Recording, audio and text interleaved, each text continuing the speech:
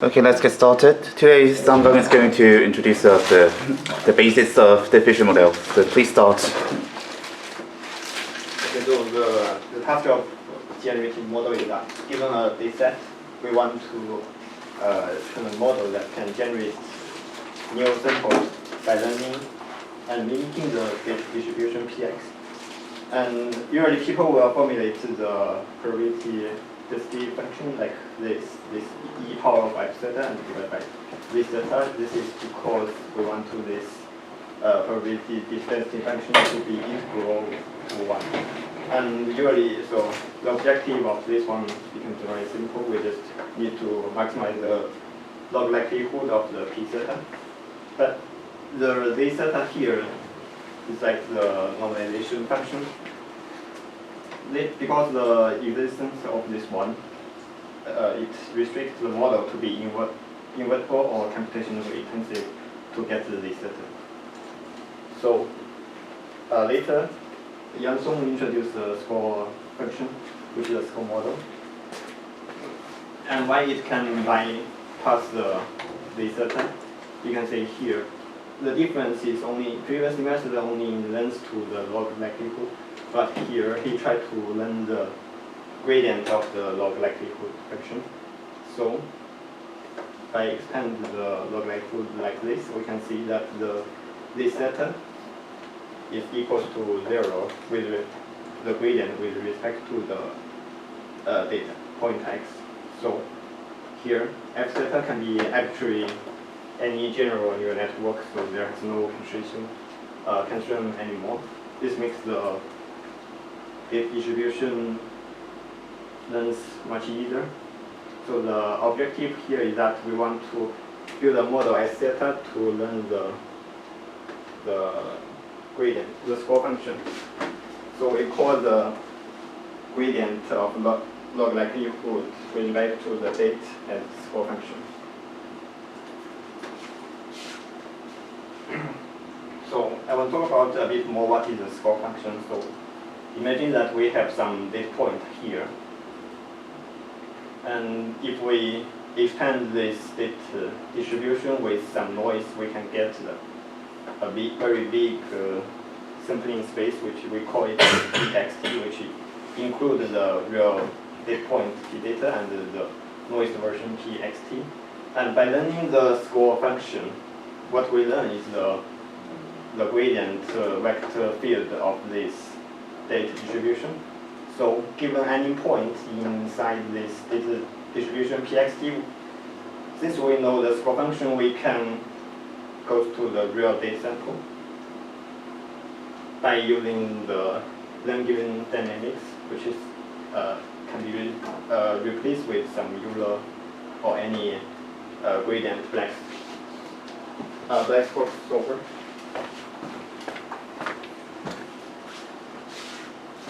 So to formulate the noisy process, we usually describe the process of adding noise into a state as using a stochastic diffusion equation, which we call SDE. So really it can be formulated like this. There has two main functions, which is f and g. This depends how you add noise into the data. And by solving this SDE, we can get a general solution of this SDE, which is a reverse ODE like this. Here, for example, so what is f and g here? So for a real example, we call it EDM, experimental variance exposing method. We given xt xi minus 1. We add the sigma times the z. Z is the Gaussian noise. We iteratively add the noise using this formula, and this one will give an example of for the SDE like this. Here for this one, the fxt equals to 0, and the gxt equals to this part. And there is another example is DDPM. We also call it variance probability diffusion process. which we not only operate and the noise part will also operate and the xi-1 part. And why this is variance exploding and why this is variance preserving is because of, for the example above here, the sigma can go to infinity, so the variance of this Gaussian noise is exploding. So we call it variance exploding, but for the variance polarization, the maximum value of the beta I is 1, so the variance will, the maximum of this variance is 1. And I will talk about more what is EDM.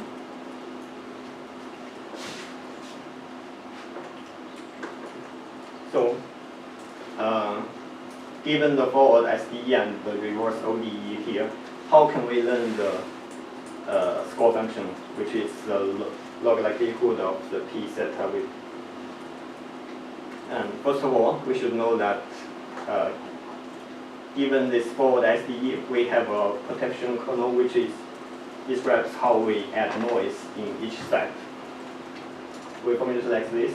So given x0 as the initial point, the probability, the PDF of samples xt is a Gaussian distribution with x0 as the mean and the sigma t squared as the variance. And remember, normally a Gaussian distribution can be written as this. This is the probability function of Gaussian distribution. Okay. So remember, we want to use a model S theta to learn this log likelihood function with the gradient of the log likelihood function. And by taking the expectation of this one and using a model S theta to learn it, we can have the score function estimation objective like this. And because we take the expectation with the data sample, we use the true data to train it, and then the log likelihood gradient function now conditioning on given x0, and given x0, the log likelihood function given x0 and the t and the gradient can be described like this. This is simply applying the normal distribution and the contribution kernel.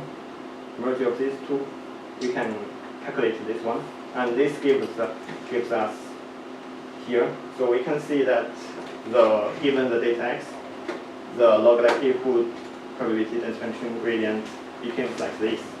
So how we model this? As we can see here, the xt is known and sigma is also known. So we only need a model to predict the x0. So in practice, we just train a model to predict to given xt and sigma and predict x0. Then using this formula, we can get the score function, the score estimation. So this is the training function given by EDM. Here we use y as the sample extract from the data distribution, and the input y plus n is the xt, and also given the sigma. We train a model like this, and the d here, we call it d5, is a neural network we were training. And after training this d, we can calculate the score function like this. Okay, so in our previous work, we found that this kind of, by using the score function to do the density sampling, it's very slow, and especially in contrast of other gun-based methods. So we want to train a model that can do a single-step inference. And how we do it? So when we do fifth generation, we use the ODE. The ODE function we're using is here. And we already talked about the ODE trajectories. We call the score function here as the score function generated sample and each time step. We call it xt. And the gradient at each time step, we call it ODE trajectories. The ODE trajectory is xt during the inference. And we want to train another model, which is the x zeta xt dt to mimic this score function directly. So this is our training objective, which is just simply a model using a neural network x zeta and using some distance function to try to make this close to the score function here. And from here we saw that we need to calculate the gradient with respect to the t for neural network output. It's not easy, so we're using some first order numerical differentiation to approximate the gradient of this one with a simple Euler function, Euler gradient estimation. So by training with that in that way, we can get the FID of 3.9 in Separaton and get the FID of 9 in ImageX.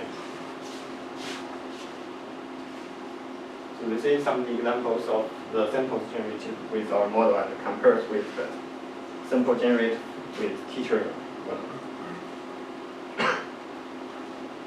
And we show that there is two very important hyperparameters, which is the differentiation number and the distance matrix. And we show that with big enough dispersion number, the model performance converges and cannot decrease more and it's saturated. And we also found that using LPLPS can help the model training much more better. Okay, so our distillation approach, we can distill the trajectories produced by diffusion models without explicitly overstating the trajectory, since we only need to know the score function. And this also allows for single step image generation, which allows for speed up of more than 50 times while maintaining the image quality. So this distillation, the trajectory is tested by the student and teacher alike relatively well. Showcase this effect. Thank you for listening. Okay, if you have any questions, please feel free to raise your hands up.